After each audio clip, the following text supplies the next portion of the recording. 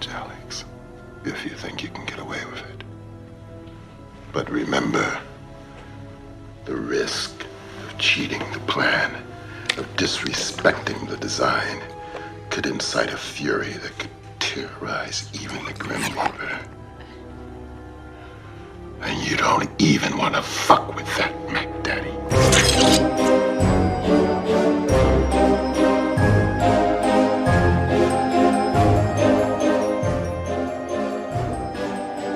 Hello and welcome to What Makes It Scary, a seasonal podcast unleashing the fear behind your favorite and not so favorite horror movies. I'm your host, Jody Henderson of Clever Girl Effects Studios, and with me I have Alex Vincent of Mr. Red Productions. Wait, didn't we already start this episode? Uh-oh. Jody. Hello and welcome. We gotta get out of this room. We gotta run. Do you ever have deja vu? I've had deja vu, not in the way it's presented in our topic tonight. I've never had it so vivid where it feels like, you know, have you? Yeah. I feel like I have. Uh-huh. We're talking about Final Destination tonight. Destination. We talked about the first destination. We talked about all the other destinations in now between. We're at the final This is destination. the final destination, not the final episode. Let's be very clear about that. But yeah, it was a treat. This series is very special, I think. There's truly no series that's quite like this. So no, there's not. It's one of the things that when it comes along, it's a game changer. It is. It really is. You look at like how movies were made, like, well, I don't know about made, but horror movies, how they're presented up until this point, and then there's just a huge shift. I agree. When you ask people like, hey, have you ever seen Final Destination? Yeah. Like, you can see it, like, on their face of, like, yeah, I've seen that. And Right. they all have that one kill, you know, whatever it may be, that they're like, that I don't ever want to happen to me. For sure, I feel like... And I know people who, like, live their life actively avoiding whatever that is. Sure. Oh, yeah. And I'm super excited to talk about the kills today, because that's what Final Destination is known for. Yeah, absolutely. When did you first watch Final Destination? I'm excited for this episode. What I asked was... The reason I'm excited for this episode is because I actually have an answer for you. Previous episodes, you've been, hey, man, tell me about your history. I've never said man. Hey, dude. Hey, bro. dude. Hey, sport. What? Hey there, kiddo. Asking me what my history is, and I've kind of given vague answers because I don't really remember a lot of them. I very specifically remember there was one time I was a kid. I must have been, okay, maybe I don't remember as vividly as I thought. Okay. I was a child. I was an early teen, probably double digits. So yeah, teen. Why don't I finish it instead of rambling on and on? No, but I walked into the living room while my dad was watching Final Destination 2, and it was the beginning scene, the opening scene to it. Really? And he was like, oh, you want to watch this? Because he knew that I was into, like, kind of creepy things. He knew that I liked horror movies. So I was like, okay. And there was something about the way, I remember specifically the way it looked. It was filmed very cinematically, like, leading up to the event. So I was like, oh, I'm interested in this for some reason. I don't know why my mind was like, this is something I want to watch. But I was really interested in it. And then that movie starts, we'll get into it, but it starts with this log truck, this like wood logs being carried, and in true Final Destination fashion, things go horribly wrong, lots of people die, and it was so traumatizing for me. The thing that really freaked me out the most was like the kid drops like a water bottle and it falls behind the brakes, and so this woman like tries to hit the brakes and it doesn't work. And I think the thing that freaked me out about that was she was doing the thing you're supposed to do if there's like a horrible accident. Right. Obviously you shouldn't slam on your brakes, that's never good, but get out of the situation. She was trying to do something and it was just not working. It was preventing her from doing it. From seemingly something random stopping her. And it was just so, it freaked me out. And I remember my dad was just like, oh wow, yeah, this is a fun movie or whatever. And I was just like, can we turn it off? And he was like, oh, I'm sorry. I didn't know it was freaking out so much. And then, you know, you grow up and I got over it. And then I became like a fan of this series. I went back and watched them all. And I was like, oh, these are really cool, actually. But I very specifically remember that from that movie, just being like, That's what I mean by everybody has that one thing. Yeah. I, in high school, was driving a classmate home. Sure. from a party or whatever. You went to parties? Lucky. I did go to parties. Okay. His name was GJ. And DJ? GJ. Oh, and GJ. I remember I had like a water bottle in my car and it like fell on the floor and he immediately freaked out and was like, you have to stop. Haven't you seen that movie where like the water bottle gets trapped under the brake? And I was like, yeah, but like I wasn't worried. I wasn't thinking about it. But like that's what I mean. Everybody has one. Right. I think at one point I tried we used to do this thing where at the library you could get movies, which most people go to the library for books. I like movies. What can I say? And I remember I rented at least the third one and they had, and like, why? Well, because that was like the next one and it had the roller coaster on it. And I was like, a roller coaster. Cool. I don't remember watching the movie, but I very specifically remember like there's the roller coaster of love song that the two girls, I think they're listening to, and they get incinerated. Spoiler alert, if you're watching this podcast in real time, we're kind of jumping around a little bit. Right. My beginnings with this movie. Please. I watch a lot of my horror movies on Sci-Fi Network. Shout out, please sponsor us. Yes, Sci-Fi, you mean? I remember when that changed. Yeah, it was annoying. And it pissed me off so much. It was like, that's wrong. We can't get into that right now. Right. But I seriously did. I watched a lot of movies on it. And it's mindless scrolling. Sure. And you finally get to it and you're like, Final Destination, get to it. And you're just like, okay, I guess I'm going to watch this movie. Because I did that with like Freddy vs. Jason. Oh, yeah. Leprechaun movies. And like, there's a million that I did it with. Yeah. But yeah, I watched the first one, and I'll tell you, I'm going to jump right into it. Go ahead. The death that got me the most please. Was the bus. Oh, from the first movie. Yeah, the very first Final Destination. Yeah. And it's the bus. Right. Oh, because it comes out of fucking nowhere. Character's name is Terry, I believe. Yes. And yeah, that is such a shocking moment. And it's the reason that moment is so powerful later on is that you see that shot and that scene in so many other movies going forward. Right. And you hadn't yet, like at that point. Right. That was the first time that had happened, really. And I'm sure people will point out, like, oh, that happened in this movie, but I'm talking mainstream. Like, what people actually watch. People know, yeah. Okay. Let's jump into these movies. Let's do it. There's I'm 5 so of them. Excited. Yeah, there's 5. Very tangible. It's not like Chucky 8 or whatever. Okay. Final Destination 1 comes out in the year 2000. Very notable year that this movie comes out. Absolutely. We have our main character, his name is... Alex. Browning, yes. Yeah. Played by Devon Sawa. A.K.A. Stan from Eminem's Stan. Very, very good reference. Everybody here in the room knows it. A.K.A. Jeremy Renner. oh my God.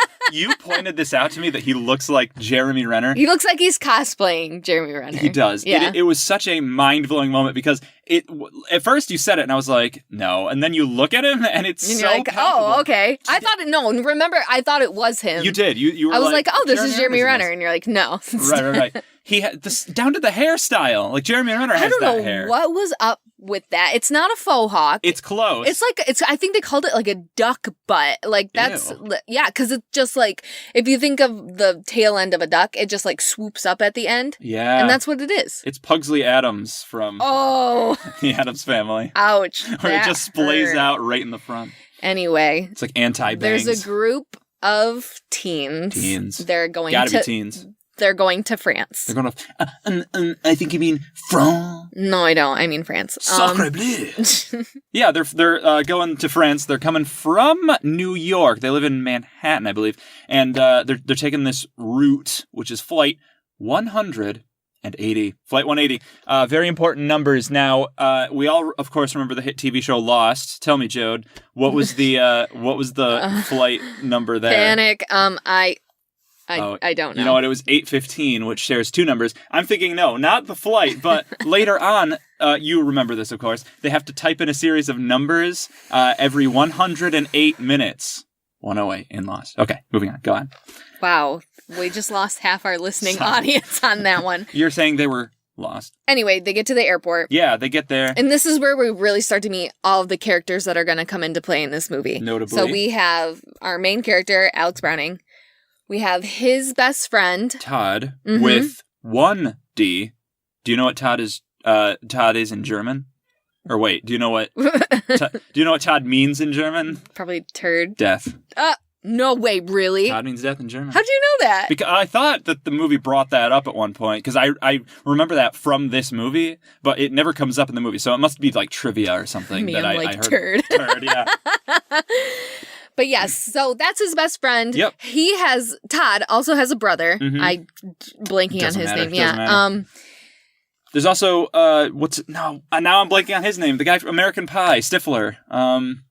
He's got 3 names. Sean William Scott. Sean William Scott is in the movie. Mhm. He's there. He's just kind of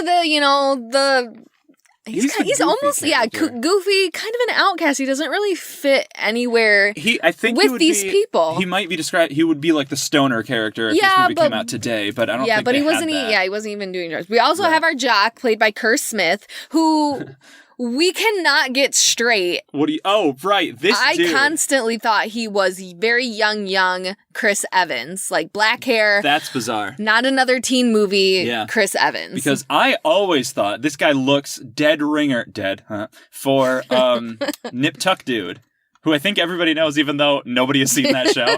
But he was Dr. Doom in the Fantastic Four movies, the 2 from the 2000s, which also had Chris that guy in him, that Chris guy. Evans. Yeah, so that's very funny. That is crazy. That we think 2 different things, and I'm clearly right. Whatever. Let the audience decide. Yeah. So they're getting dropped off at the airport. The dad of Todd. There's also Clear Rivers. Yeah, I'm not done introducing sorry. characters. Okay, I'm sorry. Okay, if we're going to back up to it, the jock, Carter is his you name. dick is his name. Carter, you dick. That's his full name. Yeah. yeah. His girlfriend, Terry. Mm. Just a, blonde girl. Yeah, there's not really much to There's her. also 2 chaperones. Mhm. Miss... Luton. Yes, right? Miss Luton. Yeah. Yeah. And then there's like a guy who speaks fluent French. Right, and- or fluent. Never mind. Stop making fun of French all people. right, sorry. That's mean. Well, Anyway. they have it coming. They get dropped off. Yeah. The dad of Todd and his brother says to our main character, Alex, and is like, take care of my boys, and like, Oh.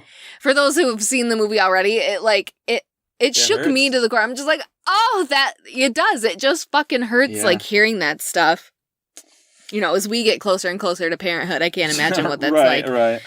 So Alex is going, through the airport, and he's like checking in, and we're kind of getting these like, subtle signs that it's just not right. Yeah, he's superstitious to begin with. There's a scene early on where he's like, oh, you can't like remove the tag or whatever. It's good luck to leave it, whatever. And like he's in the bathroom with his best friend Todd having a shit party. This is bizarre. This, of all the things that are weird and unbelievable in this movie, this takes the cake. Yeah, you 2 men shitting next to each other. Yeah, this is inappropriate, and friends need boundaries, I gotta say. No joke. Yeah. There's always this stigma of like girls travel in packs to bathrooms, and we need a code, ladies. We need a code. Yeah, let's come up with something. I mean, I don't do this, Right. but if someone were to, drop a deuce, Okay, very clean. Thank you. yeah, we need a code to signal to our friend like, do not come with me. Do not I follow. have to be alone. Yeah. So let's work on that, ladies. Anyway. He hears the song.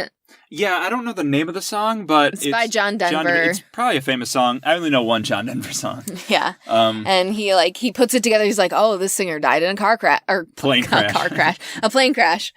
So he's just getting all of these signs that like something's ain't something's right. brewing. Yeah. And so they start to board the plane. Mm-hmm. There's an infant. Yeah. And Todd's like, that's good luck. Don't worry about that. It would be a fucked up god to take down a plane that's on an infant. They keep walking. Uh-huh. They go past. Is it multiple? I almost think it's just one. I think it's just one, yeah. One physically and mentally handicapped person. Right. And then they're like, this would be a really fucked up god. And that's what gets me too. I'm like, that would be. Why did that happen? Because it's fake. Because it didn't happen. I know, but it seriously, I my know, yeah. anxiety watching these movies was like Well, these are all-time high.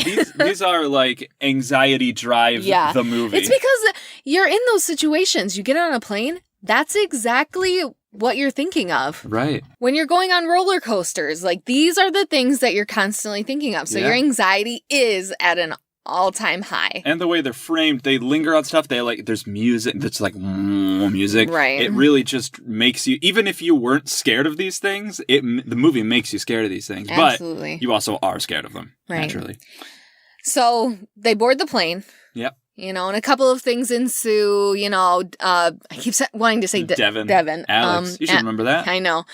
He, the two hot girls, ask him to switch seats. And so he ends up sitting by Todd. And, he goes to put his, tray table down. And, the button flies off it and whatever. And it's just okay, why is this plane falling a fucking apart? But, so then, they go to take off. And it's fine. Then they hit some turbulence. And then it's just, it's this, slow anxiety, it's escalation. Until, finally, the oxygen tanks fall down and then this big explosion happens towards the front of the plane. These seats fly out of there. Then part of the fuselage, one of the walls comes off and some seats just go flying out. Yeah. I don't believe that this would happen, but it's very scary. Yeah. And then it just a couple more explosions happen and finally you see Alex just get burnt incinerated. Alive, He's dead. In a plane before then the credits roll. Yeah. I don't get why people like this movie. It's so short. And then we have our,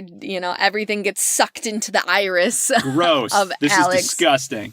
Yeah, it's all in his head. He was seeing this. It's a and vision. He's just drenched in sweat. Yeah. What just happened to me? And the audience is in shock too. They're like, what's happening? Especially seeing this movie for the first time in a world where there isn't Final Destination. Right. You're movies. just right. Okay. And so then, the girls are right there. They ask him to switch seats. And so he runs up there and he realizes that the button's still off the tray table. And he's like, we gotta get out of here. The plane's gonna explode. Which, yeah.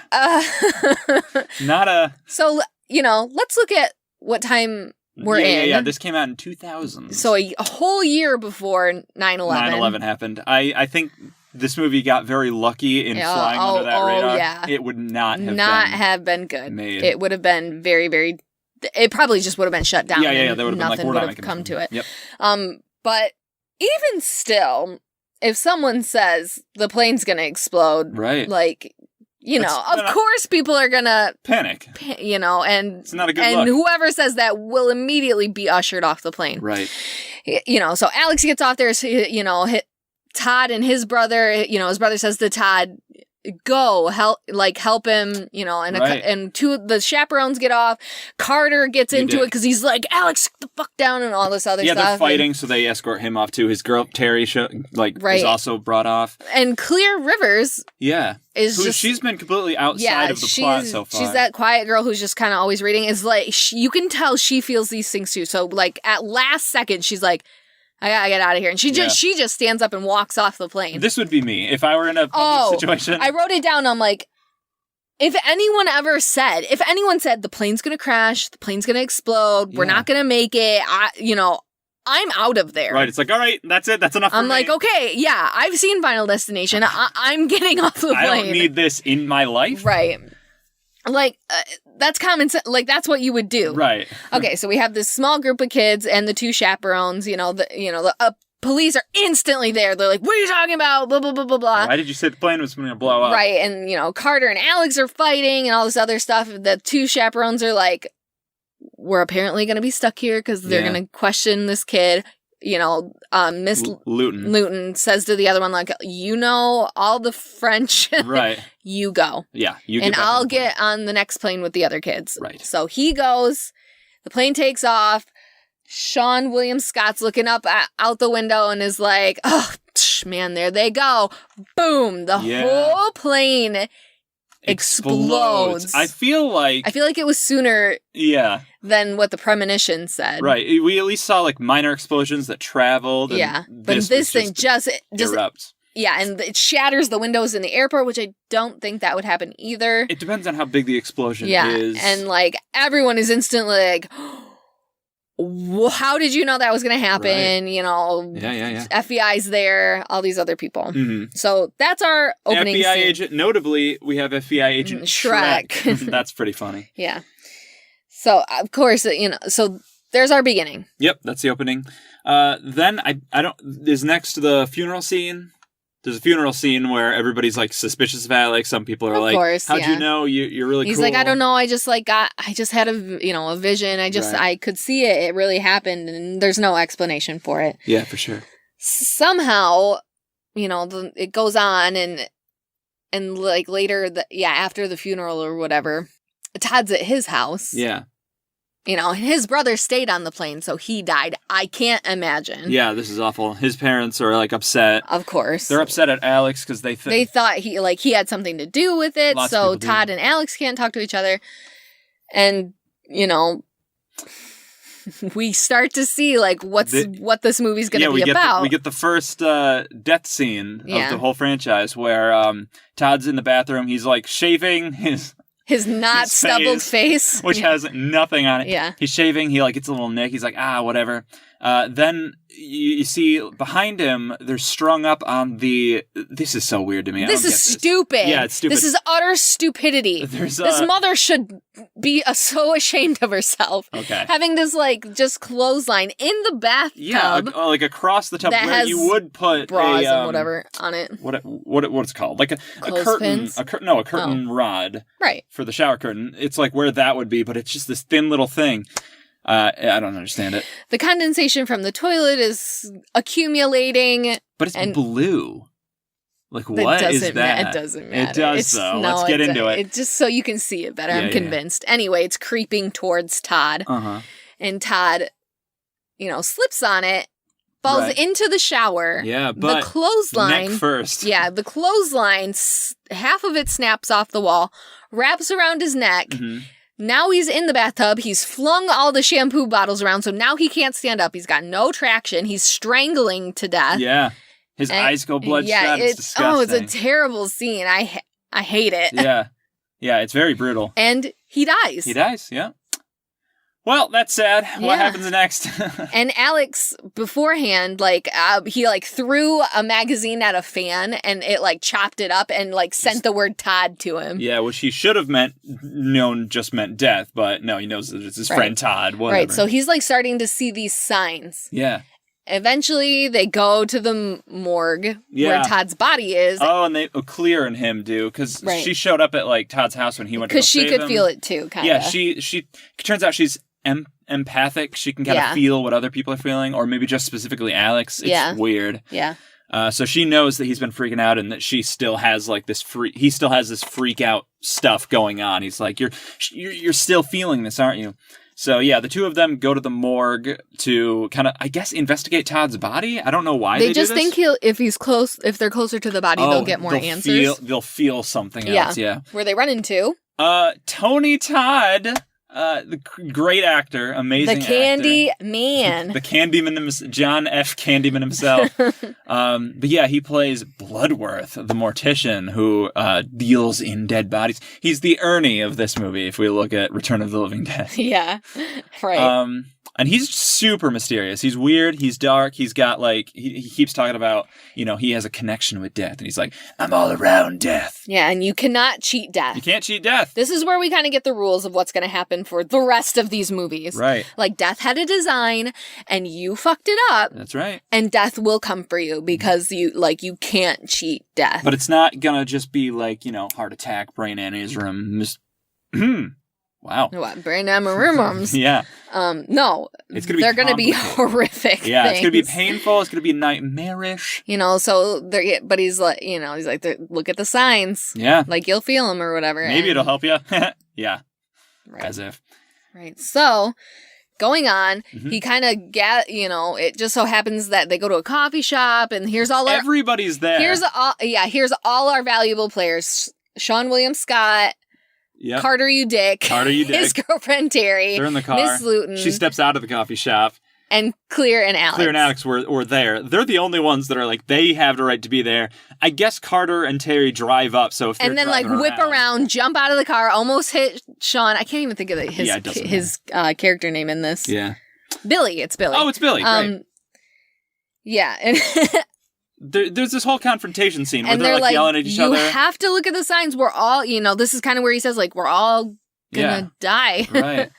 And Terry's like, I'm done listening to this stuff. Yeah. I was lucky enough to not have died in that plane crash. I am going to live my life to the fullest. I'm not going to be... She's almost like breaking up with Carter in this scene. Sure, maybe. The feeling that I get with this. She's Kinda. like, you're a dick, and I'm not putting up with it. Boom! She gets hit by a bus. The classic bus kill. It's just out of nowhere. It's boom. They had to add... Yes. Like 40 seconds worth of just nothing. Nothing happening because the audience was so screaming. Yeah, they were so freaked out because you would be like that was awful in the best way. Yeah. So there's literally just 40 minutes of dead air. Yeah, like adding Alka-Seltzer to water and watching it fizz because audiences had just lost their minds. They had to like bring people into the theater to be like, breathe, it'll be okay. Right.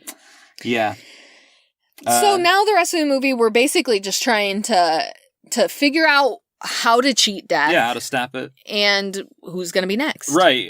Alex goes on this crusade where he's like looking up seating charts and like who's sitting where because they're dying in the order. There's a design. Yep. Yeah, they're dying in the order that they would have died on the plane. So they know that Carter is next. What? Luton is next. Luton is next.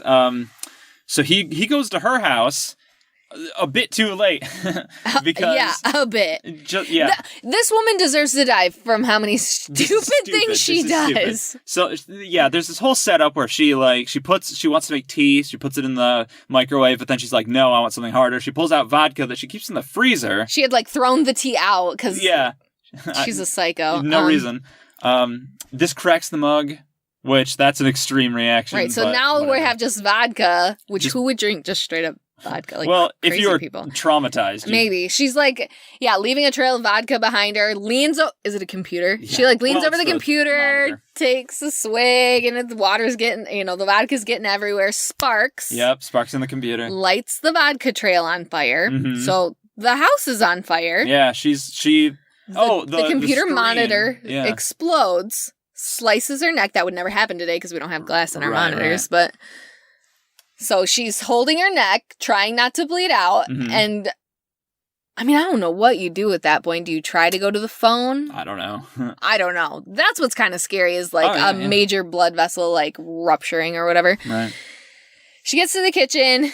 She had thrown a cloth over the knife. The knife block. Yeah. First of all, you don't need the towel that bad. Right. Plus, your hand is on it, Why are you keeping that knife block so close to the edge of your counter? Right. So she slips, she falls. Yeah. Then the knife block falls on top of her. Because she's grabbing the napkin. And one knife goes right into her chest. She's still not dead. Yeah, she's a trooper, I gotta say. Alex has now ran into the house, the burning on fire house. Yeah, he shows up at the worst possible time. You're gonna die. And she's like, you think? Yeah. Yeah. I'm aware. Something happens, a chair falls over and lands on top of the knife that's in her chest. Now she's dead. Yeah, she's dead. And Alex, for some reason, whips the chair off her and pulls the knife out of her chest. Only then does he realize, I shouldn't be holding I this. Shouldn't. Yeah, the FBI's already after me. Now my footprints are in here and my fingerprints are on this knife. He drops it instead of taking it with him. Dumb. Everything about this is stupid. And then he runs out and the house explodes. I think she had turned on the stove. She has a gas stove, so it's much like Chucky. There was just an explosion. I don't understand, but whatever. The house explodes. She's fully dead at this point. Actually, it was weird that she came back in the sequel to be like, I just barely survived. Stop. She did not. So, now Alex goes, he's like, I gotta get out of here. On the run. They're definitely gonna find me. So it just so happened, it just accumulates our characters again. They're almost drawn to each other. Yeah. So we get Carter, we get Billy and Clear. And Alex. And Alex, they're all trying to help Alex. Right. They all get in this car. They're driving. He's explaining the rules. Carter has a breakdown because his girlfriend died, and he's like, "Well, if I'm gonna die, I'm gonna die of my own free will." Because Alex tells him he's next at this point. Right. So I don't think he ever really says that though. Because I think it. He asks about it, and Alex is like, right, "I'm not gonna tell you." So they're all in this car. Carter pulls up onto the train tracks, puts the car in park, and of course everybody jumps out because the train's starting to come, and Carter's like, no, I'm ending it right here, right now. Which, there are better ways to go than sure. getting hit by a train. Yeah, well, he's bluffing. I fully believe that he's just trying to I don't know. He's just trying to be a dick and, like, prove that he's not Carter, scared. you dick. Carter, you dick. Yeah. So he eventually, is at the last minute, He's like, I guess I gotta get out of here. It's not my time. He tries to turn the car on. Doesn't work. Ha, he deserves it. Window just hardly roll down. Right. His seatbelt gets jammed. Alex runs over. Yeah. In the nick of time, which it doesn't look this way. It looks like they both get hit by the train. But it's filmed in the nick of time, pulls him out of the window of the car and saves him from getting hit by the train. He intervenes, so that saves his life. So that saves Carter's life. Right. For now. And Billy now starts to freak out, and he's like, you were next. I'm not going to be anywhere near you. Right. Because, you're next. You're not taking me down with you. Yeah. And all of a sudden, this random piece of metal. This is another thing that I remember very vividly. I remember this too. Just gets hit by the train, swings at Billy, decapitates him. But it decapitates him from, like, the jaw up. It's like part of his head is still there. It's disgusting. Yeah. I love it. I remember watching that and being like, I know. Like, it just shocks you. You're just like, oh. That was traumatizing. So what Death had done was skip Carter and jump to Billy, who was next. Yeah. If someone intervenes, yep. That's so, it. Instead of being like, obviously this means we're all going to stay together and intervene in each other's lives, instead they all go their separate ways. Alex knows that he's next, and he goes to try to death-proof himself in this cabin that Clear owns, and, like, he's putting corks on all these nails instead of taking the nails out. Yeah, doesn't he know that? Oh, he because it figured he didn't switch chairs yet, right, so he thinks he's next, but actually Clear's the one that's next. Right, he figures it out. He's like trying to keep himself alive in this thing. He's eating cat food for some reason. What? Yeah, which I feel like that would make you sick. And eventually he's like, oh, wait, because I never moved seats, so I wouldn't be next, it would be Clear. So he goes to her. These movies, they try so hard to have big action set pieces in their movies that are just Rube Goldberg death machines, and I don't think it works, because this scene is very sloppy, because there's like the this... explosions. Well, yeah, it's just all of it. Like, so Clear's next, and Death is coming for her, and it's like, all these lights are exploding, there's this loose wire outside that's, like, flailing around, there's Which water. I don't think they look like that. Yeah, no. A live wire doesn't. It just looks harmless, and that's why so many people get hurt by them. Right, because it's just laying there, and you touch it, and you get zapped. Right.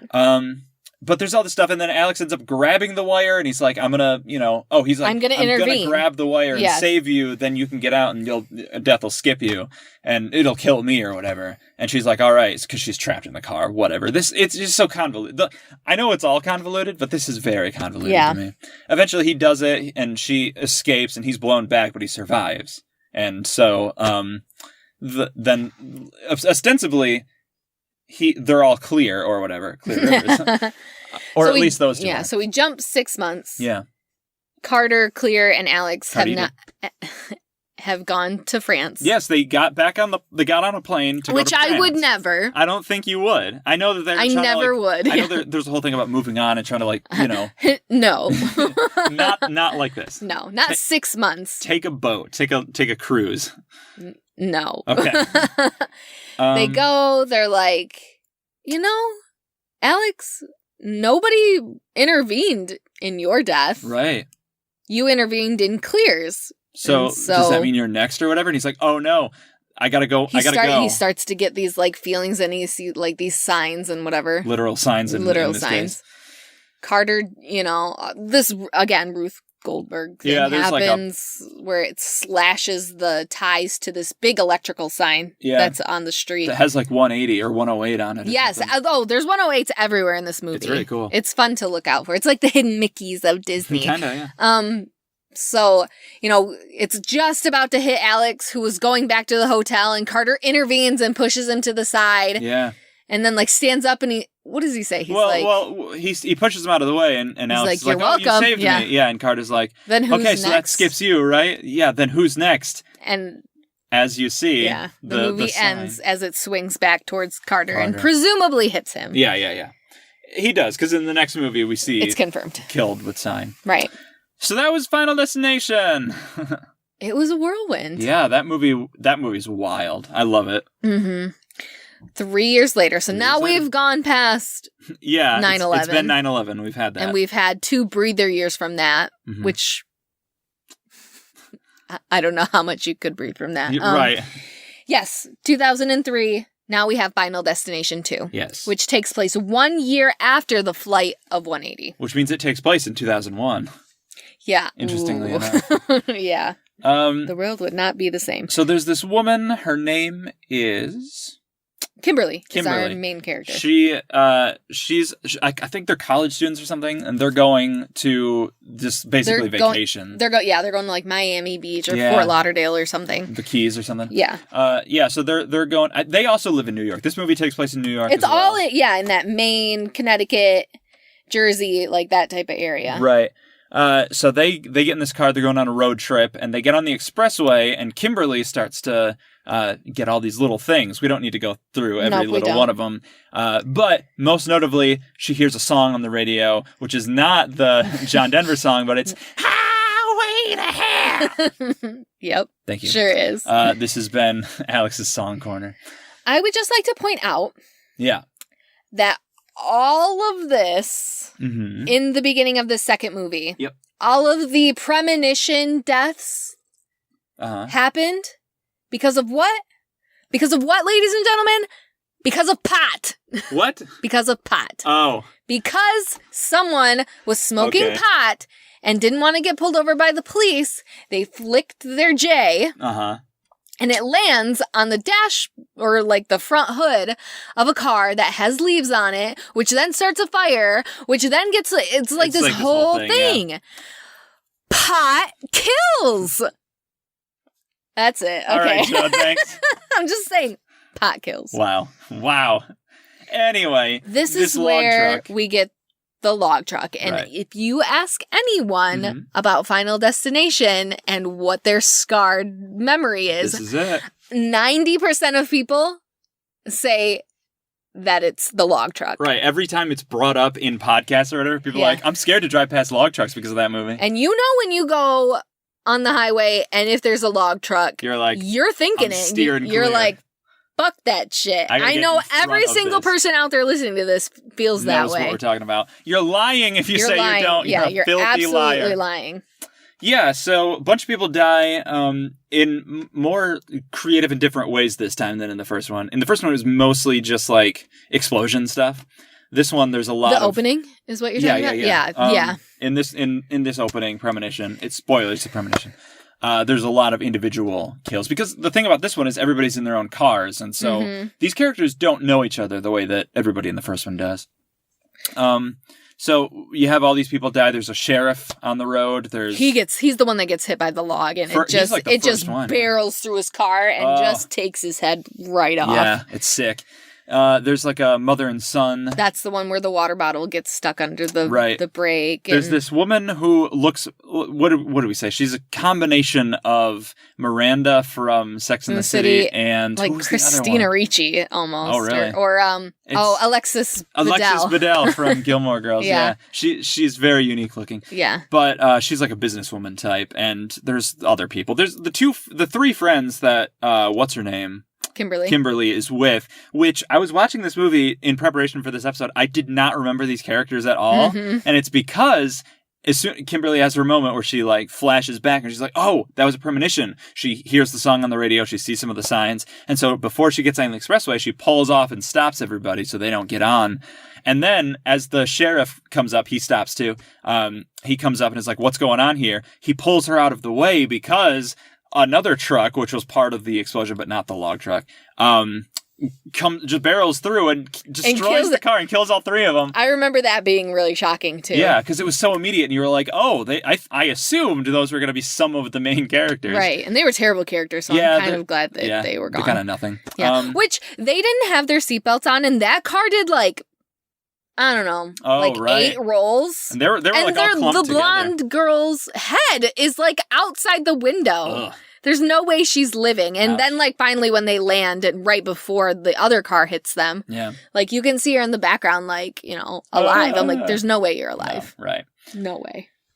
So yeah, there's a bunch of stuff. So now we go through the whole rigmarole how did you know this was going to happen? I just had a vision. Okay, did you hear about this other people that had the same thing? And death came for them too. One by one, yeah, they slowly started dying. But now, in this movie, death is moving backwards. That's the twist of this movie, is that because the final kill in the premonition in this movie was Kimberly and her friends, and in this one, her friends died first, and the officer pulled her out of the way to intervene. So she was skipped.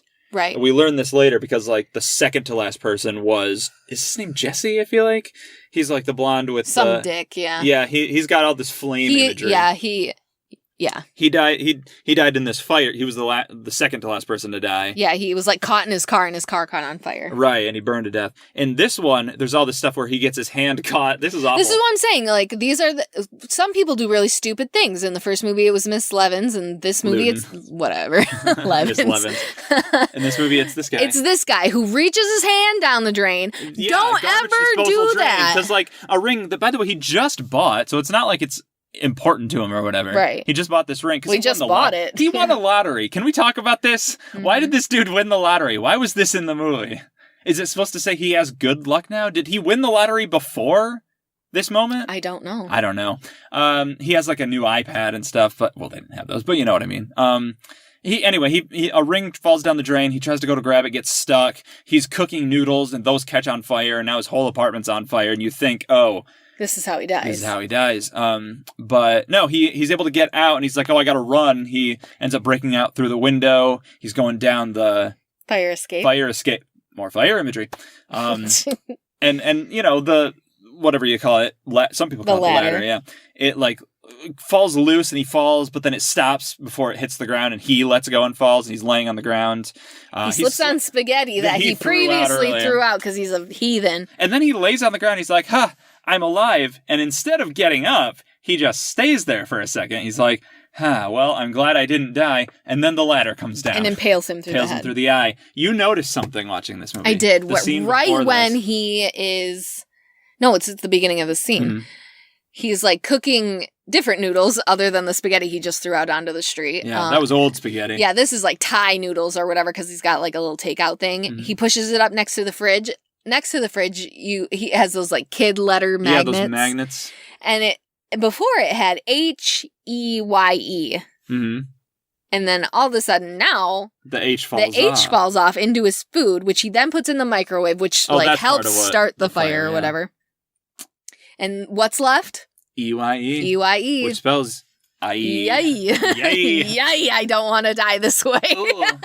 So yeah. No, yeah, I like looking at those things. Mm-hmm. He dies. They reference it, but this character is very inconsequential. Yeah.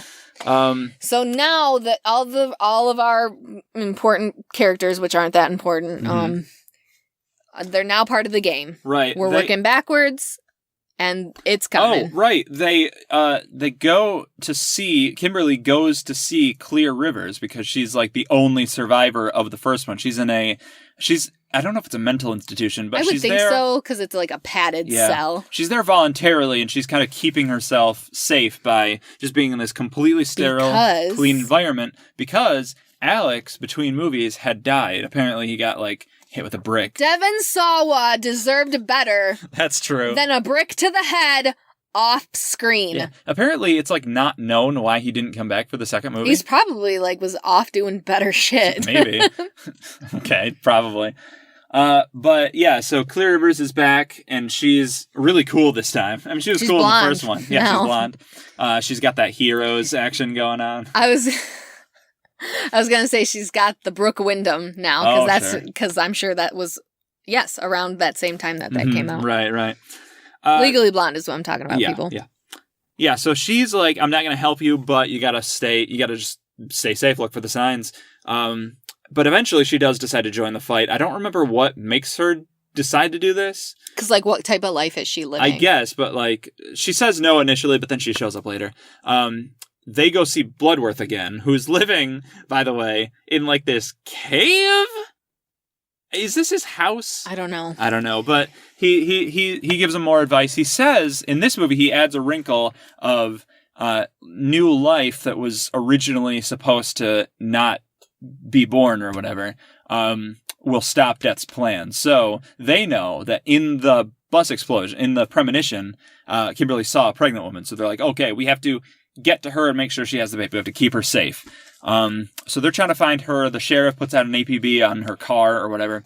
It all more people die. There's a whole crash scene where this like car crashes and the Miranda lady is in the driver's seat. She ends up getting pinned and there's this thing sticking through the back of like a the PVC seat. pipe. Yeah. And instead of removing that first, the people are like, let's cut her out and do this. And these guys like end up hitting the thing, causing the airbag to go off, which shoves her head back into the spike. Yeah. Very stupid death, but pretty horrific. Let's go through a couple more of the deaths because, I mean, that's what we're here for. Yeah. The mother and the son. Yeah. They're going to the dentist. Mm-hmm. I hate this. Because you don't hate it for the same reason everybody else does. Right. Most people just hate the dentist. I'm in the field. Mm-hmm. And I don't understand. I mean, I do understand why people hate the dentist because all these movies give us a bad name. That's not why people hate the dentist, but it is true that movies do like to use the fear of dentistry for most notably the dentist horror movies. So the kid's like on nitrous and this like mobile thing, a piece of it comes off and goes to choke him, but that's not what kills him. Right, because somebody pulls that out. A dental assistant. A dental assistant saved that kid's life. You're welcome. Shout out to all the dental assistants. Yeah. All those RDAs working their ass off every day saving patients. But whatever. Wow. I'm not bitter. Wow, Joe. Anyway. Yeah, so he's all loopy. He's safe though, so they end up going outside. There's a whole flock of pigeons on the ground, and he's in his loopy state. He's like, I'm gonna go chase after those pigeons. He's not in his loopy state. He's like 15. He's also got full of nitrous. No. They do not let you out of the chair without 5 minutes of 100% oxygen to flush your system. This dentist walked out of the room, leaving him there with his mouth agape. Shame I feel on like him. He's not up to RDA, up to snuff, up to DDA standards or whatever. DDS standards. DDA. I don't know. Anyway, there's construction going on. There's a big plane of glass that's being lifted, and it ends up falling because of the birds, and it crushes him, and he dies. Correct. Cool. Then the mother, the woman, she ends up dying soon afterwards when there's like this scene in a elevator where there's like these hooks that she gets her hair caught on. Yeah, this guy's like carrying all these like amputee arms and legs. Yeah, and like hooks, and they get this like prosthetic limbs. Yeah. A couple of the people get this like vision, like, oh, a guy with hooks is gonna kill you, and call her because they've all handed out phones, which they have burner phones. How expensive was that in 2003? 2004? 3? Yeah. I can't imagine they'd be cheap. Yeah, but she gets her head caught, and she's like trying to escape. She gets her head like between the doors, which locks her in. This elevator is the most sturdy. It's by death. Yeah. So it holds her head there. The elevator lifts, decapitates. I'll tell you what. This is every woman's with long hair's fear. Yeah. This and Saw, one of the Saw movies. Saw 3. 3. It's not. No, Saw 4. Yeah, Saw 4. Yep. Yeah, Saw 4. My friend Alyssa, like, she cannot stand this type of thing. Like, anything to do with hair, she's like, absolutely not. It's horrific. It's horrific. Nice. So right after the elevator scene, all of the characters have gathered in the cop's apartment or whatever. Right. And one of our characters, he's like, I'm over this. Oh, yeah. I'm, again, pulling a Carter. If I'm going to go out, I'm going to go out on my own way, pulls out a gun, and goes to shoot himself. Yep. And he can't do it. The gun boom, jams. Blank, boom. Yeah. And just, he keeps pulling the trigger. He shoots himself 6 times. I mean, yeah. He does. And he can't kill himself. The cop checks the gun and he's like, that's impossible because there's bullets in there. Yeah. He says maybe one he'd believe, but all 6 is impossible. Yeah, so this is so interesting. So now it's like death decides when you want to go. Yeah. You don't even have control over your own life. Right. When death has you in its sights. Yeah. So now they're all trying to head to the hospital, trying to make sure that this lady has her baby. Right, because they hear that she has gone into labor and she goes to the hospital. There's this really goofy scene with this cop that has her locked up because she had the APB put out on her. and like she starts, her water breaks, and the cop is like freaking out and like, okay, we gotta get you to the hospital. This is such a weird Men are so shift. stupid. Yeah, but also like men in movies are really stupid. I feel like men in real life can at least be like, oh, we have to do something. Right. Instead, this guy's like, oh, what are we gonna do? I don't know. Some people panic and they honestly don't know what to do. Sure. And my father being one of them. Okay, great. Who will just faint at the drop of a hat. Awesome. Yeah. So they get to the hospital. Everybody else is headed there as well. We have this we have the stoner dude of this movie. We're going to talk about his death. Right. He, the car crashes on their way to the hospital and it kills the one girl with the airbag. Yeah. It's near a farm. The media is starting to show up because this is a crazy death that happened. Our stoner character, grabs onto this farm boy and like rips him out of the way of a media van that's coming in, and he's like, watch yourself, like you're gonna get yourself killed or whatever. Death is about. Yeah, seriously. And then, he has this really nice heart-to-heart with our main character, Kimberly, and he's like, I'm not scared to die. Yeah. But if I die, will you go to my apartment and like get rid of all my porn and like all my drugs? It's funny for a second because you're like, oh, okay, yeah. And stuff, but it's like, yeah, well, he doesn't want to be seen. He doesn't want his mom to like think of him that way. Yeah, and like, yeah, isn't that what you would like be thinking about? Probably. It's so unexpected of this character from like this type of movie. Yeah. I just thought it was like a super nice scene. Meanwhile, like something explodes. Yeah. This big rigmarole happens. This wire fence gets thrown at him, and he gets sliced into like 6 pieces. Oh yeah, it's awesome, but it's disgusting. This whole movie, all these movies are just disgusting in the best way. Right. So he dies. What happens to the guy? Like the guy who tries to shoot himself? He got impaled through the chest and goes to the hospital. Oh, during the car crash. Right. Scene, So now they're all at the hospital because the lady's there. She's going into labor. The other guy might be dying because he's next on the list. And Clear's there, and Kimberly and the cop. Yeah. The baby is delivered, and they're like, oh, we did it. We finally did it. Like, new life has come up. Clear goes to, find the other guy and is like, we're going to make it. Right. But then Kimberly realizes that in the premonition, she saw the pregnant woman get out of her car and, like, she survived. So this baby was going to be born anyway, which means they didn't do anything. At that moment, big explosion. There was, like, an oxygen line that went loose. It was another death design. Yeah. Takes out Eugene, that was his name. Right, Eugene. And Clear. Clear, our only survivor from the first one, she dies. This hurts. Like, of all the deaths in the movie. But you know what? Deserved, because she didn't need to get through the rest of these movies because they're trash. Right, yeah, she got out, but at the same time, like, she was a character that you actually cared about, and then she's dead, right? Which sucks. And then so Kimberly is like, all right, well, if I kill myself, that will skip you, the cop, because then, like, that's all that's left. That's all that's left. Plus, she had another vision about, like, drowning in an ambulance or whatever. So she steals an ambulance, tries to drown herself, but then the cop intervenes in her death and saves her. Why is the cop Clear? Why is he not? Because he was the next one. Okay, but since she intervened, she died. Oh, and they right. resuscitated her. Yes. Oh, so she's the new life. That's what they go with. Right. She officially dies, like heart death or whatever, and then she's able to be resuscitated. Okay, so death has been stopped ostensibly, but then we get this stinger at the end where these two, Kimberly and the cop, and that kid from the farm who the stoner pulled out of the way.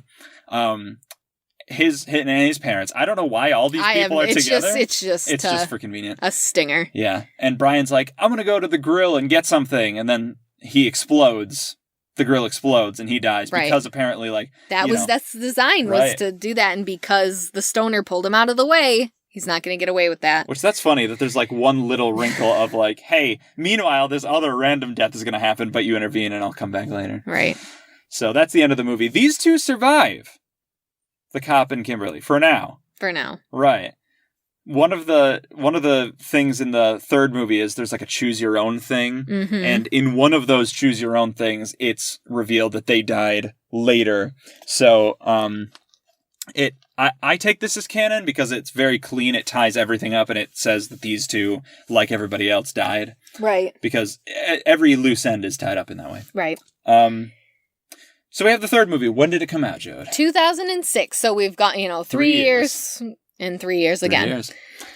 This movie has Mary Elizabeth Winstead in the main character role. Ooh. No, she's great. You say that. She's good. I mean, she's okay. Yeah. I love her. She's amazing. Yeah, you can tell she took this seriously. Yes. She's awesome. She plays, what's her character's name? Wendy. She and her friends, they all, again, go to a school together. McKinley, one of the characters is named McKinley, which is like a funny little thing. And they're just at like a theme park. A fair. County fair. Yeah, county fair. They got on this roller coaster, but Final Destination. It's called like Death's Butthole or whatever. The roller coaster. That's what it's called, something like that. It said the devil something, but the devil's anus. Yeah. It's something like that. I don't know what it is. Okay. But yeah, so they get on the roller coaster. Little things are going wrong. Somebody's filming, like with a video camera. Yeah, that, and she's taking pictures for the yearbook. Pictures, right. All these little things. The roller coaster crashes. We don't need to go like line by line on this movie, but because this movie, unfortunately, this one not very good. This one is just set up just to kill people, right. And it does it pretty fast. Yeah, because we pretty quickly after this we get these two. Like, just Valley Girl, like tan. So, hold on. They go through the whole roller coaster thing. Right. A car, goes off and kills basically everybody that was on that roller coaster cart. Mm-hmm. So now, that was just a premonition. Right. Wendy wakes up from her premonition and is like, the thing's gonna, it's gonna go off the track. Right. She gets off.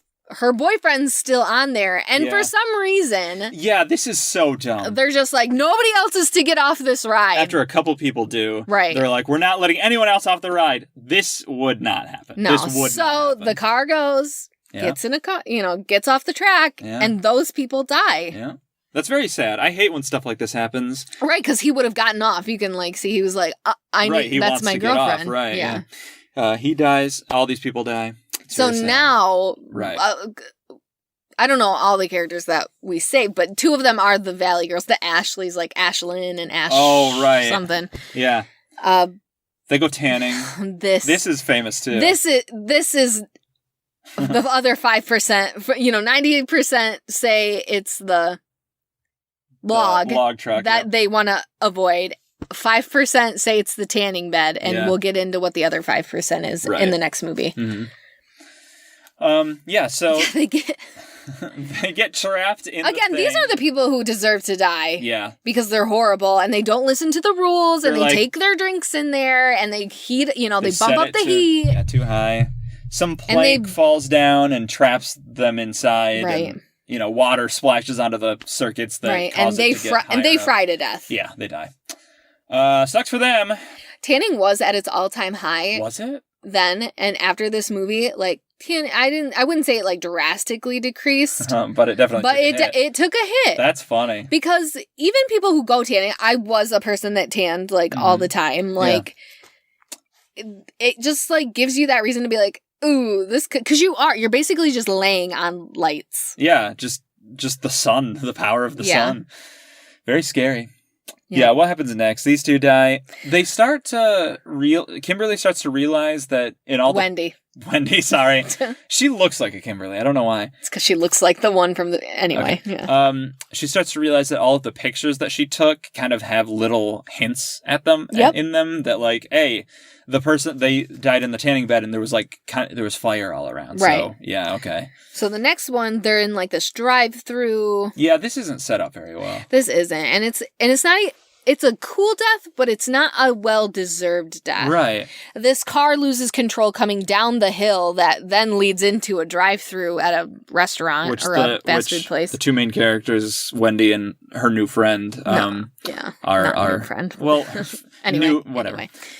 Anyway. They jump out of the way. Their car gets impaled to the next car, which held somebody who was also on the roller coaster. And it was not set up that he was there. Yeah, it rips the engine out of their car straight into the convertible of the guy who is gonna die and splits his head open. Yeah, it's disgusting. I don't think this one is well deserved. No. Like it's sloppy. It's sloppy. You don't know why he's there. It's a huge coincidence, but these movies are all about that. Right. So whatever. Now we move on to, I swear every movie has one of the I'm going to take death into my own hands, or I'm going to I'm going to live my life and death isn't going to rule me. Right. So now we go to the gym. Oh, yeah. And this is our jock character who's like, I'm going to college, I'm getting all these scholarships and blah, blah, blah. And like, I am not going to let this brush with death control me. And he's doing this workout. Like pec presses? Is yeah, that I what think they're called? so. It's like you pull down. I go to the gym. Right. Behind him are these two like scimitars, Swords. which I wouldn't think are sharp enough to actually cut anything. They're not. But they do. Apparently, they swing down, they cut a part of his gym equipment while he's in the middle of a rep. Well, the weights are like lifted up, and so they like swing down onto his head. This would never happen. and yes. It just crushes him. It saw... Yes! Saw 4's... Saw 4, right, the ice blocks. Donnie Wahlberg. Yeah, spoilers. Right. It's a pretty cool death, but it's a little silly. It's covered with CGI blood. Yeah, you can't see it. It just looks bad. It looks bad. So he dies. Who's next? What do we got? We go to Home Depot. Not really, but we go to a place that looks like Home Depot. Like a warehouse store. And this is like the weird like gothy couple. Ian McKinley. Yeah. That's the dude's name. And his girlfriend who were supposed to die. Yep. And, Wendy goes and is like, hey, you're going to die. Right. And they're like, no, we're not. Shut up. Yeah. There's this whole confrontation. A lot of this movie just feels really sloppy to me. It ends up with like she falls into this nail gun. And like and her hand gets like nailed to her forehead, and then it just keeps going off and getting, so it's like it's going through her head and then out the front. Yeah, it's very violent, but I don't know why it would keep going off after the first one. I think that's just the malfunction and the horror of it. Yeah. It's scary. Yeah, it is. Nail guns are no joke. Yeah, don't have... All power tools are no joke. Be careful. Be very careful, yeah. And we have other deaths in this movie. Someone dies by a cherry picker that lands on them, a flagpole gets shoved through another girl. Mm-hmm. The plot is not good to this movie. No, this movie's really weird. The main character realizes it was her sister that was, this hidden figure that was also supposed to die. Yeah, she was on the They coaster. somehow try to cheat it, whatever. Yeah, it doesn't work. Most of the people die. I think the only survivors are... There's like 3 of them. Yeah, Wendy, her sister, and the guy that is like the friend.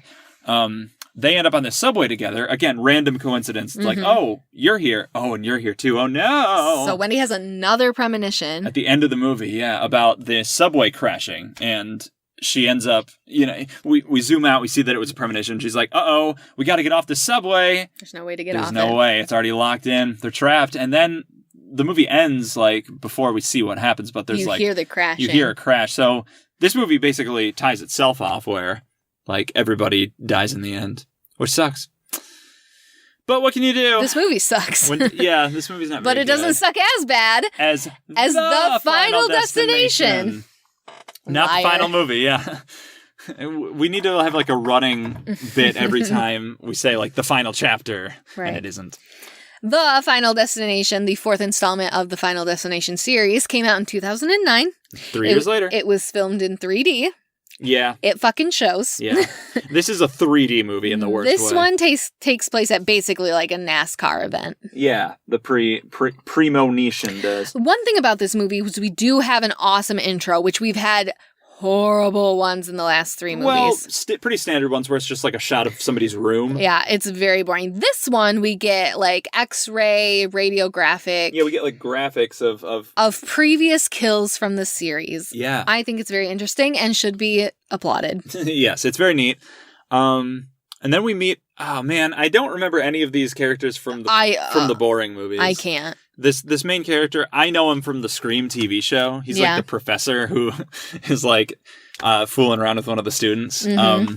And he is the main character in this one. He has a premonition about this NASCAR crash, which the previous movies have taken really good care to be like, what are some very common fears that people have? What are people afraid of? And let's have something terrifying happen around that. This movie, it's like a NASCAR crash, which I get that this is like these races are famous. People talk about them. People expect the crashes and everything. Right. But nobody's really like, oh, NASCAR races. Like, I'm going to die. Yeah. Nobody's like already afraid of this. I think this was set up to fail. This was not a good thing to pick. Yeah. So, like, there's just a bunch of random people around, you know, the main character. I want to say his name is Nathan or something? I don't know. I don't have this one written down because I didn't care enough. Yeah. But he, you know, we have to get out of here. I just had a premonition about this horrible crash. A bunch of people get out. The best thing about this movie, well, maybe not the best thing, but one of the best things about this movie is immediately afterwards, while they're outside in the parking lot, the crash happens behind them and they're like, see, I was right. And then this tire comes flying out from the thing and crashes into this woman and just like halves her. Like half of her is just gone and the rest of her just falls down. Yeah. That's pretty cool. It doesn't look good, but it's pretty neat. Right. So now we're starting our trait. Death is starting to come for people. Yeah.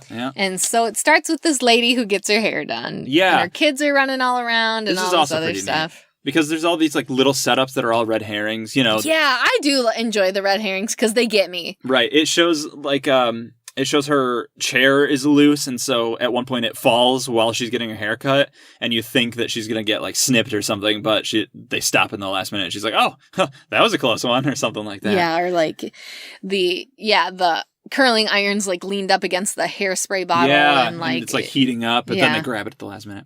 The true thing happens when she gives this truly awful one-liner to her kids who are running around. She's like, "You kids better stop. Remember, I've got my eye." She hams this line out so much. I've got my eye on you two. Just that she's like walking out of the salon. Yeah. Meanwhile, someone's mowing grass. Like on the other side of the street. It's pretty far away. Hits a rock. Yeah. And it slices right through her face. Yeah, it goes flying right towards her eye, right through her eye, and kills her. Right. It's very silly.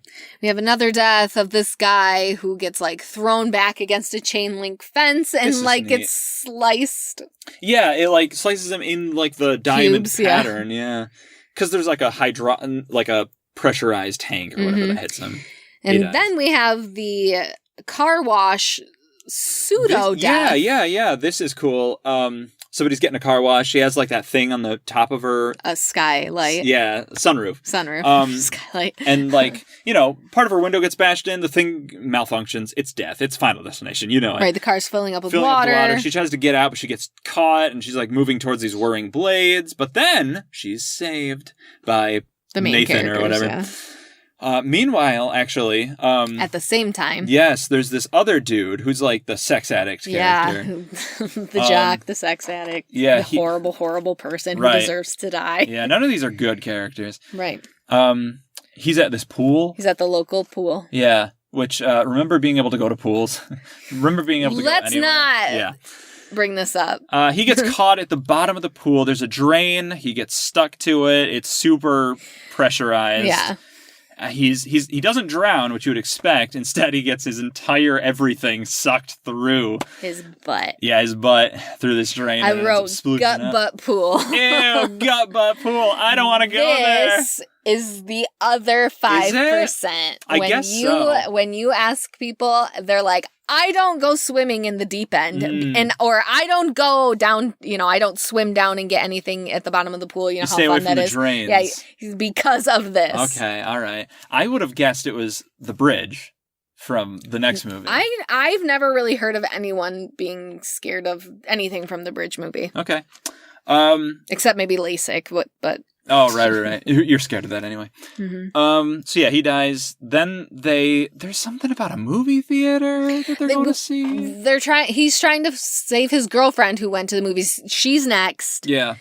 They go, it's one of those movie theaters at the mall. Yeah, which is interesting. And he has another vision. Yeah, he has another, and it's a long one too, because like first he sees this other character who is with them, who gets hit by a bus, the Terry treatment. An ambulance. Right. And he's like... Assholes trying to save lives, killing people. Yeah. Well, are these people not watching where they're going? Apparently not. Wow. And then he's like, oh no. So he runs. There's a huge explosion also that causes everyone in the theater to die. At the same time, his girlfriend gets caught on this escalator that like, this is one of the most disgusting things This is in like the whole movie. best one of this movie. Like her getting like sauteed in this, so that's not the right word, but like her getting filleted. Yeah, filleted into the in this thing is revolting. Yeah, her leg gets caught in the workings of the escalator and just mincemeat. Yeah, it covers him in blood. Yeah. And then what happens to him? Is this the point where it flashes back? Yeah. Okay. And then it's right before that guy gets hit by the ambulance, but he doesn't have time to save it's so him. sad. And this character, he had lost his wife and his son. Yeah, this is the only good character in the movie. It sucks. Yeah. I hate it. They should have saved that character. Yeah. He goes in, he's able to stop the explosion by like lighting a fire that sets off the sprinkler system, and he saves everybody. Good. And then it's like him, his girlfriend, and her friend. They all go to a coffee shop. Yep. It's not the same one from the first movie. Maybe it is. Maybe it is. We don't know. And? There's a car something ends up bursting through the thing and killing all three of them, but it cuts to like the beginning where you see all these x-rays, so it's them in x-rays getting killed. Right, radiographic images of how they get killed. I love that. That's really neat. Super cool. So again, everything has been completely tied off. They're dead. There's no loose ends in these movies. And next we broke our 3-year streak. Yeah. We pushed one out in 2 years. 2 years. But unlike most of the time when you rush something and it's bad, this is a great movie, I think. This is Final Destination 5. It could use a little tweaking, but not much. Right, it's pretty solid. It is. Yes, we get Final Destination 5. So not the Final Destination. Right, and not the Final Destination 2 or whatever. I think this is interesting that it changes the naming convention and then changes back. That's really cool. Right. So we get Final Destination 5. We get this company's going on an office retreat. We get Champ. Whammy! From Anchorman. Yeah, he's like the main boss or whatever. This is basically The Office. Like that's it feels a lot because it's like a paper company. It is a paper company. We have a warehouse that is like, very blue collar compared to what everybody else is doing. There's a dude named Roy who works there. Yeah. It was an asshole. There's like the one black guy who works in the warehouse and he sometimes comes up and is friends with the paper company people. It's just The Office. It's the exact same situation. But the main character in this is also like a part-time chef, which I don't... This is weird. I don't think that ever happened in The Office. Strange turn. Well, it just is a reason like to nobody would ever do this, I feel like. I mean, maybe, but... I think it's just an excuse to have like a few kitchen scenes in the movie because there's all this stuff and equipment. Listen, write your story better if you want to have a kitchen scene in it. Okay. The main character is Nicholas D'Agosto, D''Agosto, who he's in the Gotham TV show as Two-Face. Well, he never becomes Two-Face, but he's Harvey Dent, which is interesting. He's in a bunch of other things, but he's really cool. He's got a good face. Yeah. He's very expressive. I really like this actor. I think he really does a great job of like just... Him and the other counterpart, the one that looks like Christian Bale and Tom Cruise. He is a mashup of those two people. Yeah. He's also... like, I think this movie's really good, in part because of the acting. His name is Miles Fisher. He's really, really good. But yeah, they are going on this company retreat. They get on this bus and they get on a bridge, and then, Nicholas starts having all these weird things where he's like, ow, I just cut myself. Oh, the song's playing on the radio. I can't... Dust in the Wind. Dust in the Wind. And there's like construction going on, which like some water slashes around, causes a part of the bridge to collapse that they're on. And so a bunch of people die, but again, all unique deaths. I like when they do this. Instead of just an explosion that kills a bunch of people, everybody has the individual deaths. Right. Someone falls and lands on the mast of a sailboat. Yeah. Somebody else. Oh, Champ. I don't know his name. Right. Champ. Yeah. Gets covered in hot tar. Yes, he boils alive. Oh, and you like see his skin like slip off his fingers. Gross. Oh, it's One of my favorites is the woman who falls and lands in the water and she's fine, and then a car falls on top of her and crushes her. Oh, it's sad. It sucks, but it's like, brutal. You can almost feel that one. Yeah. But then, Flash, we have to get off this bus, blah, blah, blah. Everybo's saved, or at least those people are. There's also this, like, pervy guy who's, like, constantly fuck that guy. on the phone. Great and character actor, but fuck that guy. But he's... He's not good looking enough to have this attitude. I'll say it. But I'll say it. the thing that I love about him is he's confident about it. He's just like, I don't know where the people... There are people like this in the world. Where they get this confidence? And I'm just like, how big are your balls? Well, they must be very big. That's why he feels like he has the authority. It's ridiculous. Know your place. Okay. So I think the first person to go in this movie... This is the best death, and you'll never convince me otherwise, yeah. So Miles Fisher is his girlfriend. She's a gymnast. She's a college gymnast. Yeah. So he goes to support her. He's like watching her act where she's... she's doing the thing where you're like... The balance board and everything. I don't know. The balance beam. Fine. And then she's doing the... What are you doing now? So you're doing the robot. That's not a gymnast thing. So she does the balance beam, and then she goes on to the double bars to, like, do a whole, footloose routine. Oh, yes! she does a Kevin Bacon. She's doing spins. There's a fan. There's lots of red herrings in this one, too. Yes, there are. There's a fan on the ceiling that is held up by screws, that doesn't seem safe. Right. One of them falls down, and instead of bouncing all around like a tiny little screw would, it falls and like bounces once or twice and then lands point on up. The balance beam. It's death. He's doing stuff, whatever. But it lands on the balance beam. Really tense scene where somebody else is like dancing around doing the balance beam shtick. While she's on the double bars. Right. Yeah. Around this screw, and it's terrifying to watch. That person lands on it, falls off the balance beam, hits the stand where all the chalk is. The chalk goes flying up into the air. Dust in the wind. And the girl's ready to do her dismount. Right. Does the a triple flip. She does the triple axel. Tanya Harding would be proud. Yeah, and literally lands in what's called a scorpion position, where your feet go over your head. But not intentionally. But yeah. She dies. It seems... Oh, it's... Yeah, it's pretty gross. It's gruesome. And it's just like... You see bones sticking out. Yeah, her feet are still over her head. Her hand's twitching. That's what does it for me. It's she still has nerve reaction. Yeah. Ugh. I've seen it to where one of the male gymnasts goes to do the vault, which is like when you run, then you hit the bounce board and then you go off the platform and do a bunch of flips and then land. I was like diving, but vertical, but like on the land. Yeah. And he does it. Oh. He lands, and his entire the middle of his calf breaks, and he literally just holds it there and rolls his eyes now I have to deal with this. Yeah, and apparently the same injury had happened to him. Oh, so previously, so he was like, "Oh, of course." Yeah, but that's awful. Oh my god! Those are just awful videos. They are. Absolutely they really awful. are. So moving on from that, Miles Fisher is all messed up from this. He's freaking out. The rest of the movie, he's kind of going down, spiraling out of control. Right. You know what I love about this movie is that there's character development in it. There is. Every other movie, and you like the characters, most of them, right? Except this asshole who.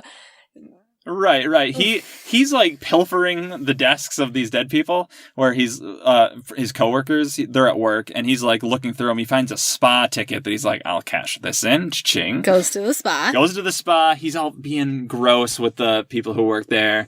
There's this whole elaborate thing where he's got all these acupuncture needles put into him. Mm-hmm. I don't understand why anybody would do acupuncture.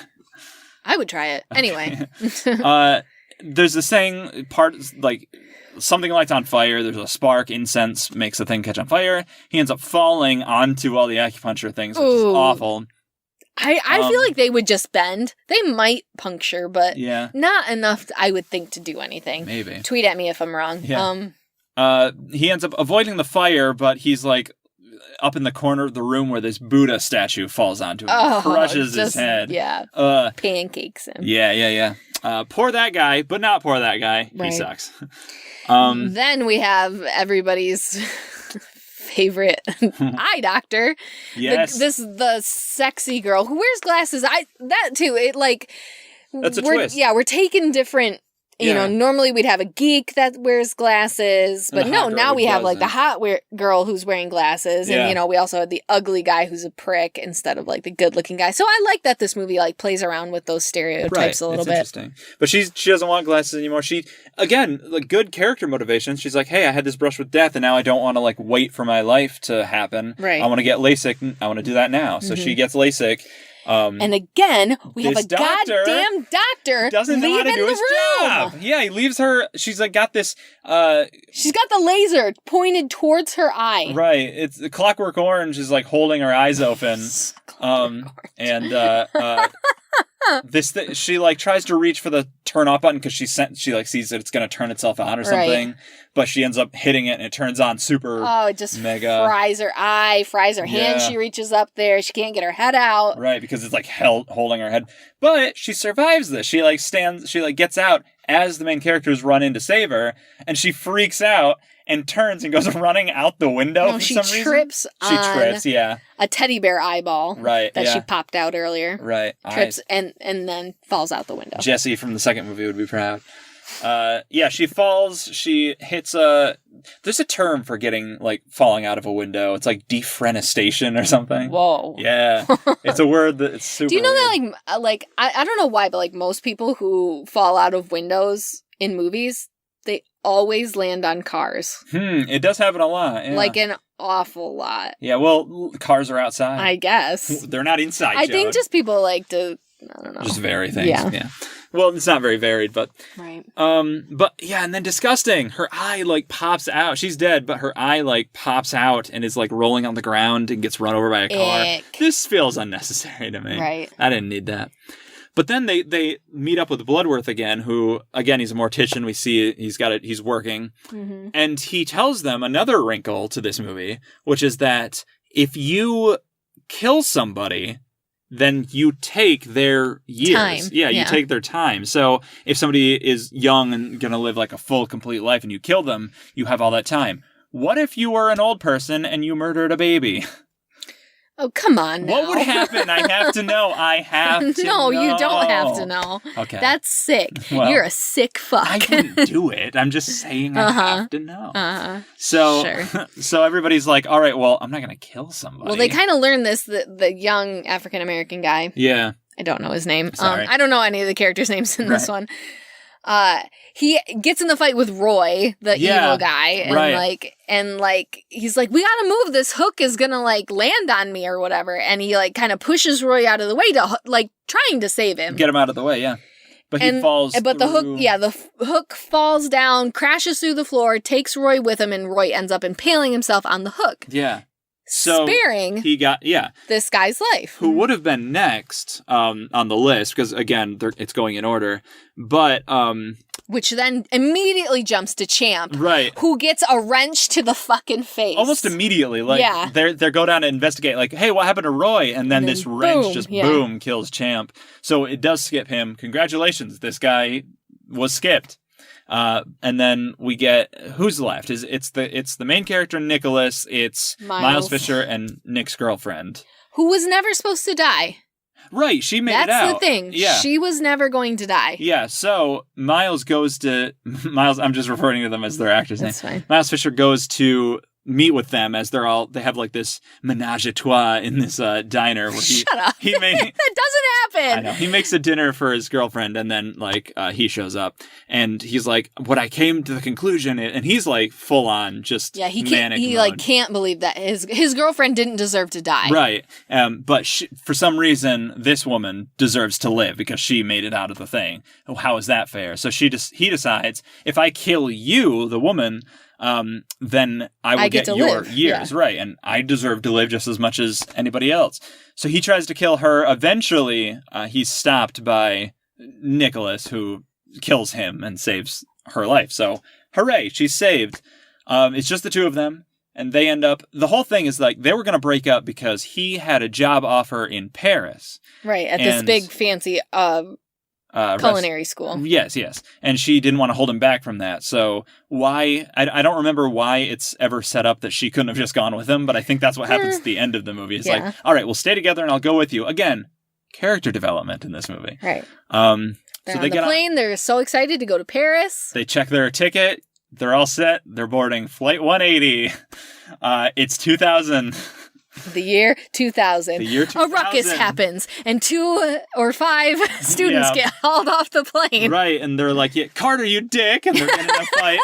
I wish. Yeah, so huge twist. This movie takes place before the events of the first movie. It's a prequel. It's a period piece.